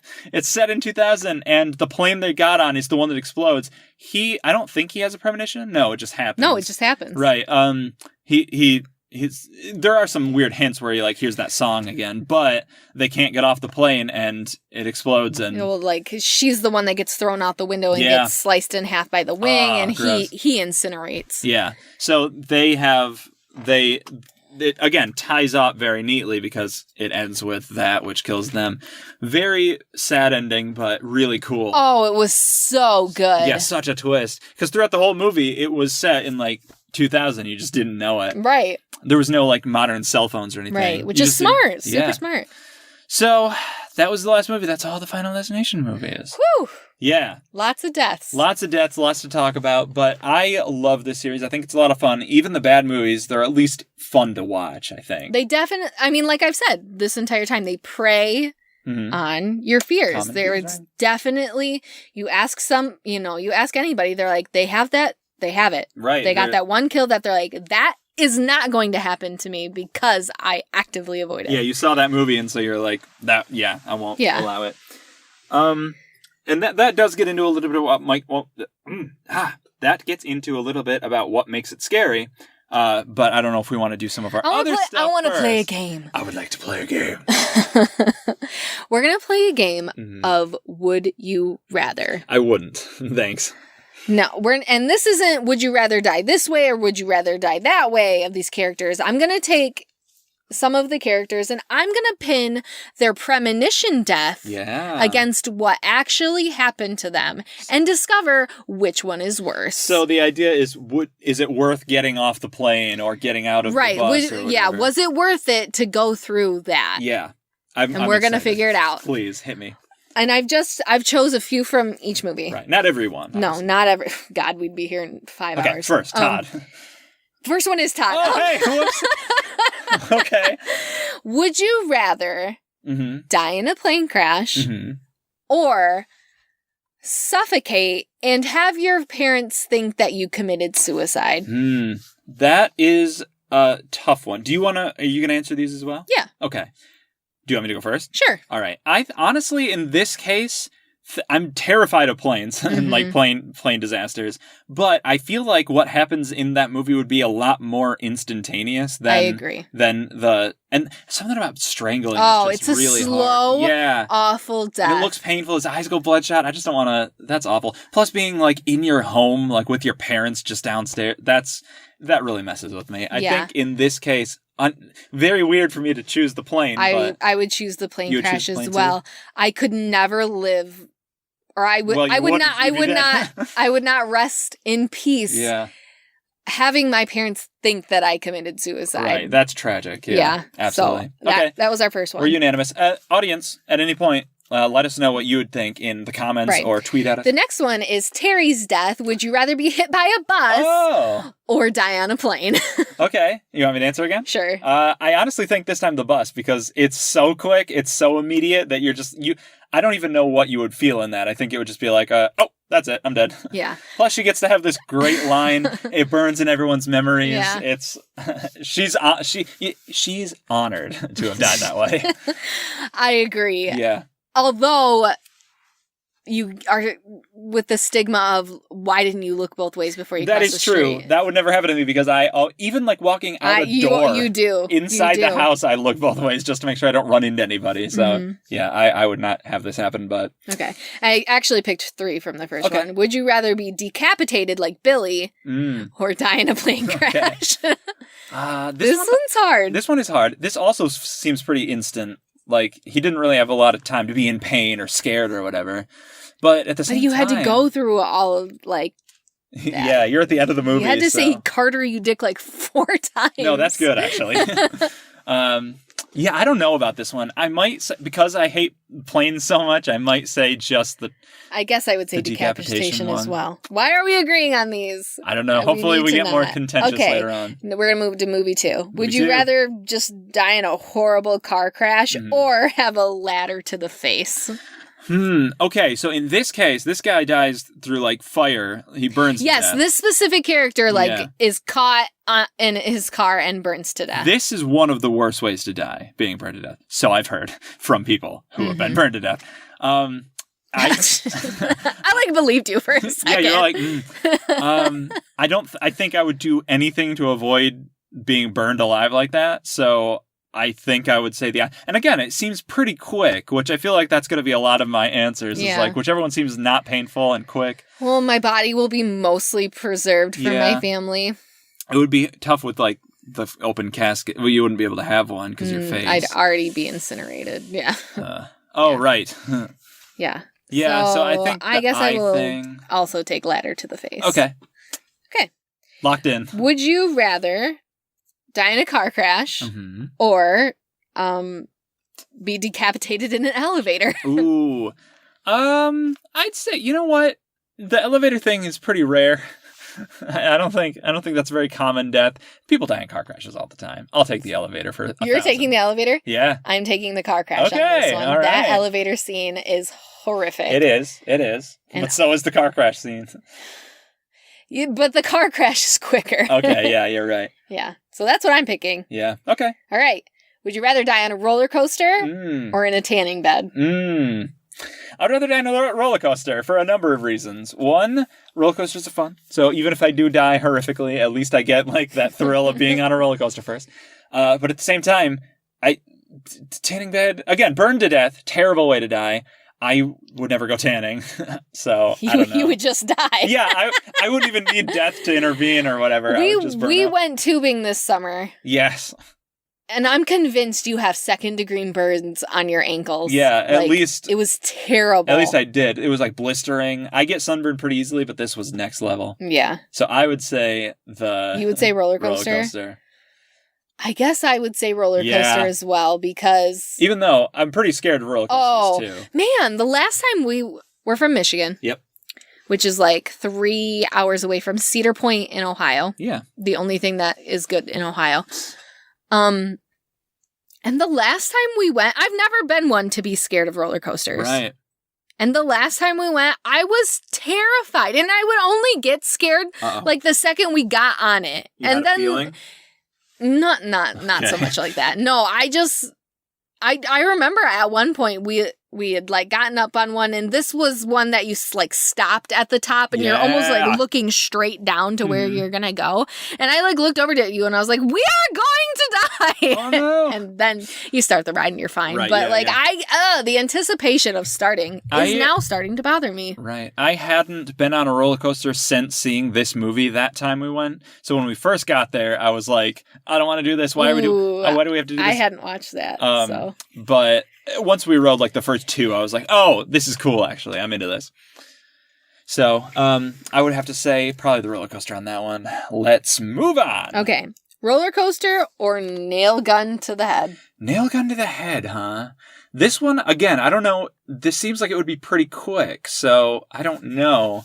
And it seems like she wasn't in a terrible amount of pain beforehand. So I might say nail gun on this one. But I don't know. That's a pretty awful way to die. It seemed like she didn't die very fast. You don't think so? No. All right. I say roller coaster. I don't remember how she died on the roller coaster, but I'd say probably that one. I am also saying the roller coaster. Okay. Great. Would you rather die at the NASCAR or have a rock to the eye? Rock to the eye. I don't want to be anywhere near NASCAR races. I would actually... Hey, they've banned the Confederate flag now, so we're moving in the right direction. I'm happy about that. But even if I didn't die at a NASCAR race, I would rather get a rock to the head than go to a NASCAR race. So, pretty obvious on that one. What about you? I don't know. My family would be with me at the NASCAR race, I guess. Yeah, I guess. I'll say the NASCAR race, because I don't like that. Yeah, okay. Okay, would you rather die at the NASCAR race or at the bottom of a swimming pool with getting the guts ripped out of your butt? This one I would probably say NASCAR race because, first of all, drowning is a huge, but you're not going to drown. I know, but I guess you're worried that that's what will happen plus, to you. like, you are doing that. You're still going through what drowning is, even if something else happens. And I don't even want to think about what that would be like to have, like, the alien resurrection thing where your like innards are like sucked. I don't want to even think about that. So yeah, NASCAR. Yeah, NASCAR. Unfortunately, I have to die twice. Once to go to NASCAR and once when it crashes. Okay. Like would you rather die on a bridge or at your dismount on your as a gymnast? The bridge. Really? That's such a brutal. Like she just slams into the ground and she collapses into this pretzel. Well, it depends on how on the bridge. Like falling and getting a car crushed. She specifically gets impaled by the sail. Well, that... Impaled by the sail. Impaled That's by my new band name. None of these are good options. Well, no, it's death either way. Well, some of them are fun. What ones are fun? No, none of them are good. Yeah, I don't know. What would you say? Gymnast. Really? For this specific person, if it were the girl who lands in the water and then gets the car on top of her, you would would still pick the gymnast. Okay, yeah. I don't know. You don't know what happened. That's true. Like, it happens. Your neck is broken. You don't know what happened. Yeah, I guess. I don't really know how she died. I assume, like, neck broken, internal injuries. Just, like, severed spinal cord, I'm sure. It just doesn't seem like it would be that quick is the thing. I'm sure it's quick. Okay, well, if it's quick, then yeah, I'll take it. Yeah. Let me know. You go first. Okay. And that's all I had. Oh, okay, great. Wow. All right. Those are the would you rathers. I have one for you. So would we say, hold on one second. So I'd say we were pretty even on like what the premonition death versus what actually happened to them. Yeah. Whatever was the quickest is usually what we went with. Yeah. Yeah. I got one for you. If you had to be Nicholas D'Agosta in the last movie and you had to either die in the bridge collapse or the plane crash at the end, what would you go for? Oh, that's a good question. I don't know. I would rather die on the bridge because he just gets like cut in half by like a sheet of metal. Yeah, sheet of metal. And I could know that my girlfriend is safe. Yeah, that's true. I don't like planes. Yeah, the older I get, the more I don't like planes. Yeah, I'm so scared of planes. Like, I will see, you know how sometimes when you approach an airport, there's like a sign that has a little silhouette of a plane on it? I'll see that and start to sweat. Legit, no joke. I will literally see the image of a plane. And you have been to Europe. I know. I've flown in a plane multiple times, and I hate them so much. Whoops. Yeah, they're very nightmarish for me. I'll get over it. When did you start getting nervous about that? I don't know. It's been like a slow build-up. Yeah. It wasn't these movies, weirdly enough. No, it had... I don't know what it... I think we just watch the news more. Maybe. And we hear about plane crashes more. Right. But yeah, when we went to Punta Cana, like, I was like... months leading up to it, like, something's going to happen on the plane. Yikes. I don't know. I think that was just because it was international and that was my first one. Yeah. Hopefully, we're going to California here in February. Hopefully, yeah. So we'll see how we do on that. Right. Okay, so do we want to rank the movies? What is your personal ranking for how you would put these movies? This is easy. Yeah. From worst to best. From worst to best. Yeah. We have The Final Destination. Okay. I'm calling it 4. Okay. Yeah. 4, 3, mm-hmm. 5, 2, 1. Interesting. Okay. What's yours? Mine's very close. It would be 4, 3, and then it would be, I really go back and forth, but I think ultimately I'm going to say 2, 1, and then 5. So 5's your favorite. 5 is the best, I think. Nothing beats the first one for me because I really like those characters. Yeah, I would honestly say that the 5th one has the best developed characters, but the first one is very close. Well, I like those actors too. Yeah. So, and the second one, I really hesitate on whether that's good or bad. I mean, better or worse than the first one. It plays off of the first one really well. Like, it builds on it. It's a good sequel. Yeah, it feels like a continuation. The 3rd, 4th, and 5th one all feel like just redoing it. Yeah. Whereas the second one actually feels like a follow-up. Right. It has a returning character. It says, hey, here's the old rules, and we're going to twist it in a weird way. It has a weird wrinkle about new life, which I don't love that, but I like that they tried it. So that's my ranking. So what makes these scary? I think we've touched on it basically the entire episode. Pretty obvious, I think, about the whole idea of, these movies they play off of very common of your fears. anxieties. Right. Yeah. So it's like things that you're already afraid of, they just ramp that up. There's also a lot of just everyday objects can kill you, much like how Chucky was an object that could kill you. These movies are all about just like stuff.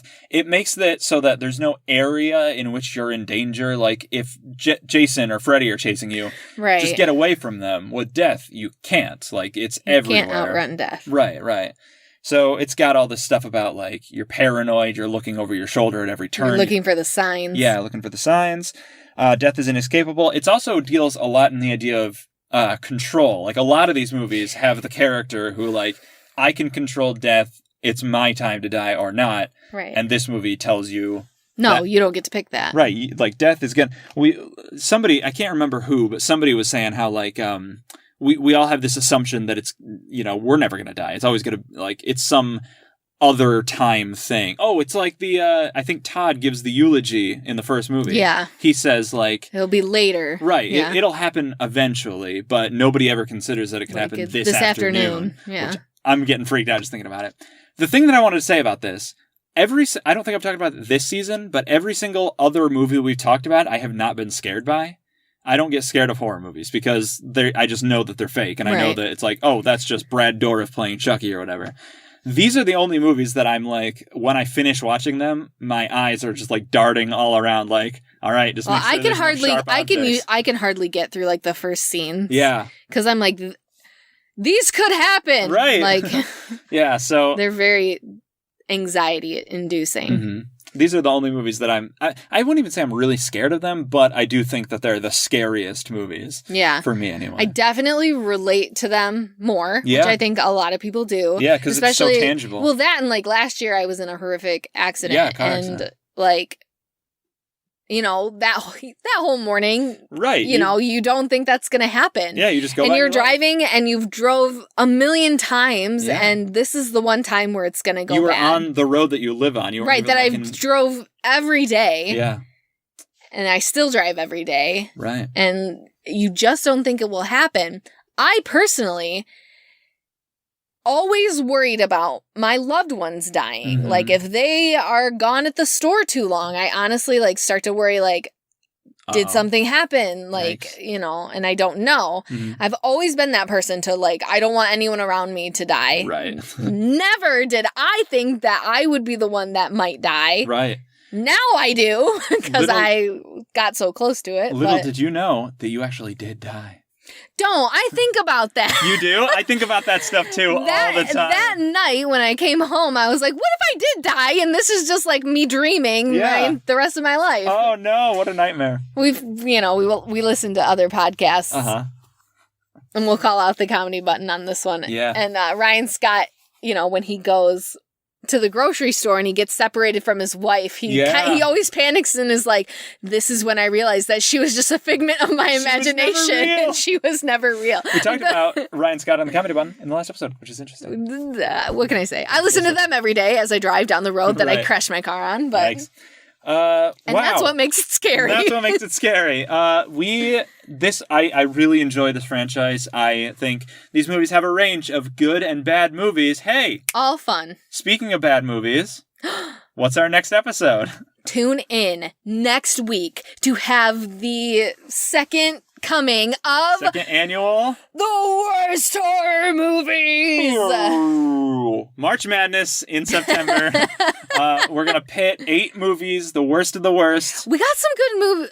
Not good movies. We got some interesting movies on this list. I'm really excited. I'm very excited. What they are. No, we'll we're get not. Into it. I'm excited to pin them. Yeah. So tune in. I'm excited.